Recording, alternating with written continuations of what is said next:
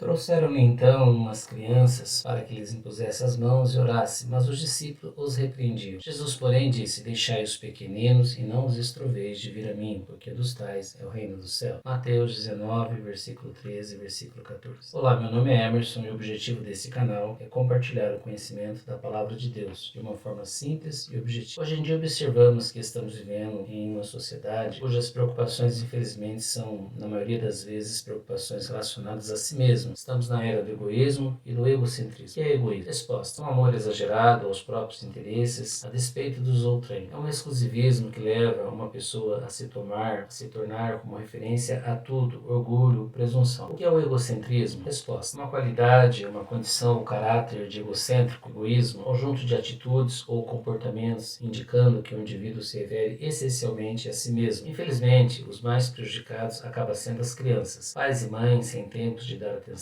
de brincar com seus filhos, de educar seus filhos e principalmente de ensinar os filhos o melhor de todos os caminhos, o caminho do Senhor. Há uma importante recomendação, entre outras, de igual importância, que nos diz assim: instrui o menino no caminho em que deve andar e, até quando envelhecer, não se desviará dele. Encontramos isso em Provérbios, no capítulo 22, no verso 6. Esta é a melhor recomendação que você, que está passando por sérios problemas com seus filhos hoje, deve se preocupar. Eu sei que é difícil administrar o tempo hoje em dia, mas investir em tempo com amor aos seus filhos e educar a sua família, acredite, é o melhor investimento que se pode fazer. Na Bíblia Sagrada encontramos alguns exemplos sobre dedicar-se à família. Noé era um bom pai em uma época difícil, tão difícil que o Senhor resolveu eliminar com o ser humano que estava sobre a face da terra. E viu o Senhor que a maldade do homem se multiplicava sobre a terra e que toda a imaginação dos seus pensamentos, do seu coração era má continuadamente. Então arrependeu-se o Senhor de haver feito o homem sobre a terra e pesou-lhe o seu coração. E disse o Senhor: destruirei toda a face da terra, o homem que criei, desde o homem até o animal e até o réptil e a ave dos céus, porque me arrependo de os haver ter feito. Gênesis 6, 5, 7. Noé, porém, achou graça aos olhos de Deus. Gênesis 6, 8. Vamos falar de exemplo? No ano 600 da vida de Noé, no mês segundo, aos 17 dias do mês, naquele mesmo dia se romperam todas as fontes do grande abismo e as janelas do céu se abriram. E houve chuva sobre a terra 40 dias e 40 noites. E no mesmo dia entrou Noé, e Sem, e Cã, e Jafé, os filhos de Noé, como também a mulher de Noé e seus filhos, com ele na arca. Gênesis 7, 11 e 13. Observamos que quando Noé entrou na arca para salvar-se do dilúvio, ele não deixou ninguém da sua família para trás. Da mesma forma, nós, nos dias de hoje, nós devemos procurar ter amor e comunhão com toda a nossa família. Quando isso acontece, nossos filhos estão observando o nosso exemplo e com certeza também serão assim. O exemplo é algo tão importante que há algum ditado acertadíssimo que diz: um bom exemplo nunca se perde, um bom exemplo é a melhor escola. Mais vale um exemplo que a doutrina. Não há nada tão contagioso como o exemplo. O mais eloquente de todos os sermões é o exemplo. Reflexão: em tudo te dá, por exemplo, de boas obras da doutrina, mostra incorrupção, gravidade e sinceridade. Temos que ser motivadores de nossos filhos e educá-los com amor. Todo lugar que pisar a planta do vosso pé, vou-lo tenho dado, como eu disse a Moisés. Desde o deserto deste Líbano até o grande rio, o rio Eufrates, toda a terra dos heteus e até o grande mar, para o poente do sol será o vosso termo. Ninguém se susterá diante de ti todos os dias da tua vida, como fui com Moisés, assim serei contigo. Não te deixarei e nem te desampararei. Esforça-te e tem muito bom ânimo, porque tu farás a este povo herdar a terra que jurei a seus pais e daria. Josué, capítulo 1, do versículo 3 ao versículo 6. Motivação: um impulso que faz com que as pessoas ajam para atingir seus objetivos. A motivação é um elemento essencial para o desenvolvimento do ser humano. Sem motivação, é muito mais difícil alcançarmos os nossos objetivos. Sem motivação, é muito mais difícil cumprirmos algumas tarefas. Observemos que Deus havia delegado a Moisés a missão de mostrar ao povo suas leis, além de conduzi-los à terra prometida. Missão nada fácil, tendo em vista que estamos falando de um povo que era de dura serviço, difícil de obedecer. Josué, que estava cativo no Egito, observou de forma atenciosa como o Senhor usou de Moisés para conduzir Israel à terra de Canaã, a terra prometida. Observou que quantas vezes Moisés, com toda a paciência e todas as formas educadas, animava e legislava aquela grande nação, mas não imaginava que aquela árdua missão de conduzir aquele povo obstinado de dura serviço à terra de Canaã fosse recair sobre sua responsabilidade. Quando a responsabilidade recai sobre nós, só há uma forma de concluirmos nossa missão com êxito: ter motivação. Você, como Josué, tem uma missão: conduzir seus filhos, sua família, a uma terra prometida. Deus motivou a Josué e a sua palavra, a Bíblia, quer motivar você também. Deus nos prometeu que podemos, com nossa família, habitarmos felizes e seguros aqui mesmo nesta terra. Mas como? Bem-aventurado aquele que teme ao Senhor e anda nos seus caminhos, pois comerá do trabalho das suas mãos, feliz será e te irá bem. A tua mulher será como a videira frutífera ao lado da tua casa, os teus filhos como plantas de oliveira à roda da tua mesa. Eis que assim será abençoado o homem que teme ao Senhor. O Senhor te abençoará desde Sião, e tu verás o bem em Jerusalém em todos os dias da tua vida, e verás os filhos dos seus filhos, e paz haverá sobre Israel. Salmo 128, do versículo 1 ao versículo 6. Reflexão: motive sua família, principalmente seus filhos, motive-os na palavra do Senhor. Ensine seus filhos a serem educados. É tão gratificante quando nossos filhos são elogiados pela sua educação, nos sentimos felizes e orgulhosos. E não é para menos. Vivemos em um mundo onde a falta de educação, o desrespeito tem imperado. Devemos tomar cuidado com os ladrões da educação. Existem vários programas, canais em YouTube, por exemplo, que são verdadeiros inimigos de uma boa educação. Como combateremos este mal na mente de nossos filhos? Como o objetivo desse trabalho é glorificar a Deus e pautarmos nossa vida pela palavra, vamos citar o caso dos jovens hebreus Daniel, Sadraque, Mesaque e Abednego. Temos um vídeo no canal contando a história desses 3 jovens. Você pode ver, curtir e compartilhar com seus amigos. Daniel foi um profeta de Deus que também trabalhou para os imperadores da Babilônia e da Pérsia. Ele era muito sábio e interpretava sonhos. Daniel ficou conhecido como um homem justo que obedecia a Deus. Sadraque, Mesaque e Abednego eram 3 jovens judeus que foram recrutados por Nabucodonosor. Eles foram levados para a Babilônia por volta do ano 605 a.C.,